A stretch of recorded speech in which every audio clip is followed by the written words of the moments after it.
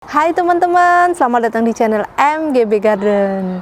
Di video kali ini saya akan menceritakan perjalanan saya tentang menanam timun. Ini dia yang ada di sebelah saya ini. Dari mulai menyemai benih hingga memanen. Seperti apa? Ikutin terus videonya.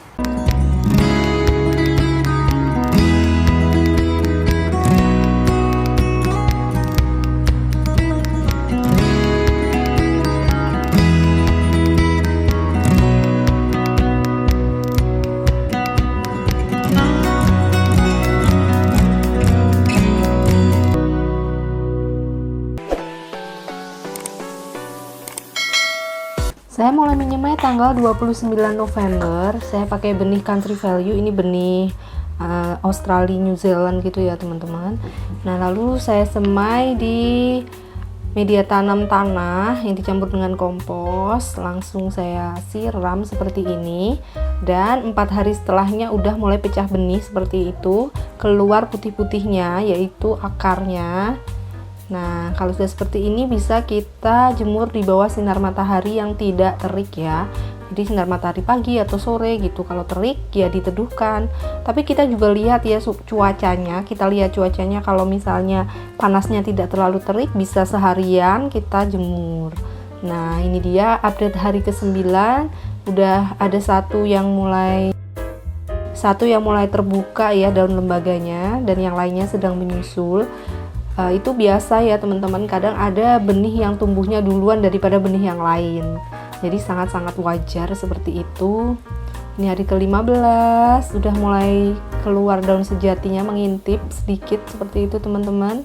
Nah ini hari ke-17 saya pindah tanamkan ke pot. Media tanamnya masih sama, yaitu tanah yang dicampur dengan kompos. Jadi dari 6 benih yang disemai tadi, yang tumbuh 4 benih ya. Nah ini satu pot saya isi 1, tapi ada yang saya isi 2 karena potnya udah nggak ada, tinggal ini. Nah kalau kita memindah tanamkan jangan sampai akarnya itu tercabut semua ya. Maksudnya jangan sampai akarnya itu patah, karena kalau akarnya patah dia akan mudah stres nanti. Ini dia udah jadi 3 pot dan akan saya siram teman-teman. Bisa siram secara merata dengan air biasa aja. Nah hati-hati menyiramnya, jangan sampai roboh ya. Lalu saya taruh di bawah pohon, di tempat yang teduh ya, karena dia masih beradaptasi gitu teman-teman. Dan ini adalah hari ke-17. Nah ini terjadi suatu bencana, yaitu diacak-acak sama burung. Tuh lihat dimanakah benihnya berada. Nah itu dia bibitnya. Ternyata burungnya itu adalah mencari cacing teman-teman. Saya kira dia akan makan si bibitnya timun ini, tapi ternyata yang dicari itu cacing. Jadi dikorek-korek tanahnya, dicari cacingnya, dimakan. Baiklah, kita akan tanam lagi. Biasanya kalau udah tercabut kayak gini teman-teman, dia kalaupun masih bisa tumbuh, pertumbuhannya agak lama dibandingkan teman-temannya, karena kan dia memerlukan waktu untuk recovery ya. Seperti ini, kita doakan semoga dia bisa tumbuh ya teman-teman. Kita kembalikan seperti semula. Ini adalah hari ke-20, saya siram dengan larutan kulit bawang. Dan ini hari ke-26 saya beri pupuk organik cair yang dibuat sendiri, dan juga saya beri pupuk nitrogen tadi. Pemupukannya seminggu sekali ya teman-teman. Dosis pupuk organik cairnya 1:15. 1 bagian pupuk dibanding 15 bagian air. Nah ini dia hari ke-32. Lalu ini hari ke-33 saya beri pupuk lagi teman-teman. Dan tadi ada 1 pot yang isinya 2, sekarang udah saya pisah ya menjadi 1 pot berisi 1 seperti ini, biar pertumbuhannya lebih optimal. Ini dia hari ke-45, mulai tumbuh beberapa daun sejati ya, 3 atau 4 gitu, lebar-lebar, dan kita lihat cukup sehat ya, alhamdulillah. Dan ini hari ke-57 mulai ada bunganya teman-teman, seperti ini bunga timun. Warnanya kuning, dan ini bunga betinanya, kalau yang tadi bunga jantannya ya. seperti ini. Ini saatnya memberikan ajir ya, karena udah rebah-rebah begini teman-teman. Kan saya berikan ajir, tongkat-tongkat gitu ya, dari ranting pohon zaitun. Seperti ini, biar tanaman tumbuh ke atas, biar nggak terlalu lembab. Lalu kita tali, jadi deh. Sementara di sini dulu ya.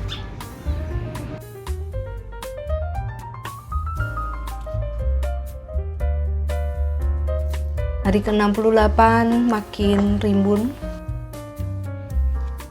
dan terlihat so far so good, berdampingan dengan tanaman lain. Nah, ini dia ada lebah yang datang. Nah, lebah ini membantu untuk menyerbuki tanaman timun kita ya. Dan ternyata ada satu yang sudah nyempil dan mulai berbuah, teman-teman. Wah, ini cukup meriah ya kalau kita lihat. Dan sekarang saya pindahkan ke belakang. Nah, begini biar dia lebih leluasa ya teman-teman. Tapi tidak saya pindahkan ke pot yang besar tadi ya, cuman saya taruh di atasnya aja karena saya takut untuk memindahkan, nanti takutnya stres karena sudah berbuah. Kita lihat perkembangannya makin banyak. Menyenangkan sekali. Jangan lupa pupuknya ya, seminggu sekali. Walaupun tidak semuanya bisa saya rekam ketika sedang diberi pupuk. Nah, ini pupuk kalium, pupuk pembuahan. Pupuk pembuahan ini untuk bunga dan juga buahnya biar tidak rontok ya teman-teman.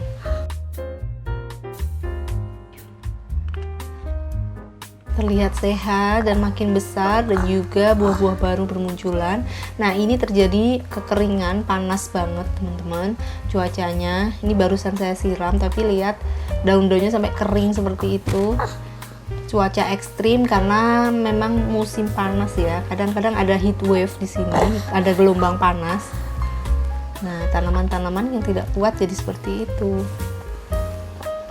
Ini saya beri pupuk lagi teman-teman, jangan lupa jangan sampai kering ya. Hari ke-85 tumbuh dengan baik seperti itu. Kadang ada semut juga yang mampir.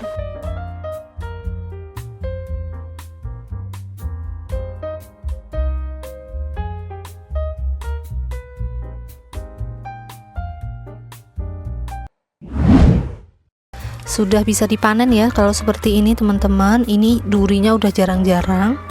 Nah, pucuknya udah seperti ini bisa dipanen.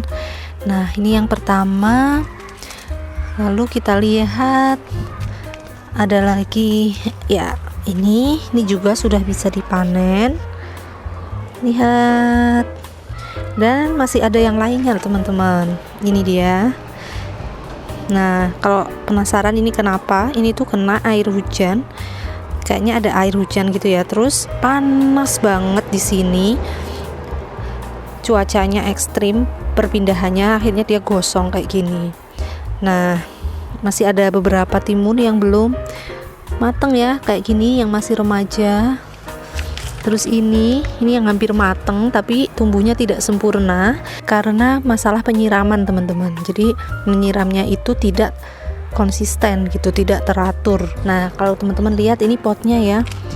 Nah, harusnya dari awal udah langsung di pot besar seperti ini. Tapi saya tanam dulu di pot kecil karena pot besarnya dulu masih dipakai buat nanam tomat. Harusnya pun dipindah tanamkan langsung ke pot besar. Tapi karena saya takut kalau langsung saya pindah tanamkan ke pot besar, ini harus dicabut kan. Sementara timunnya waktu itu udah besar, tanamannya udah cukup besar. Saya takut stres malah nggak jadi berbuah. Akhirnya saya tindihin aja ke sini.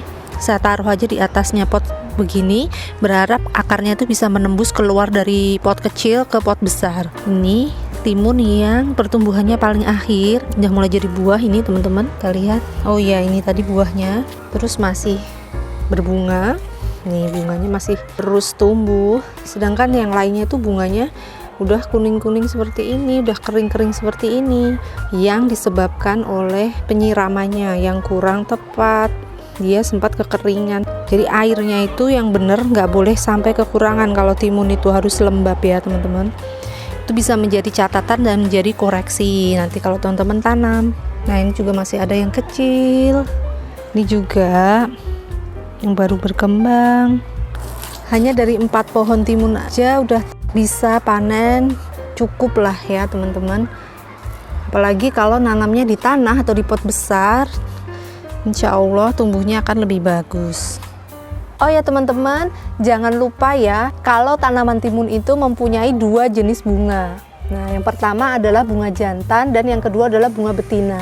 Ini yang contohnya yang seperti ini adalah bunga jantan ya. Yang dia itu bunga biasa aja begini ya, tidak ada bawahnya.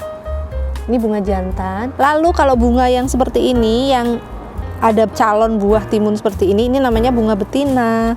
Nah, bunga betina itu belum tentu bisa menjadi buah, belum tentu ini. Nih ya contohnya nih ya. Ini ada bakal bunga betina, teman-teman bisa lihat nggak?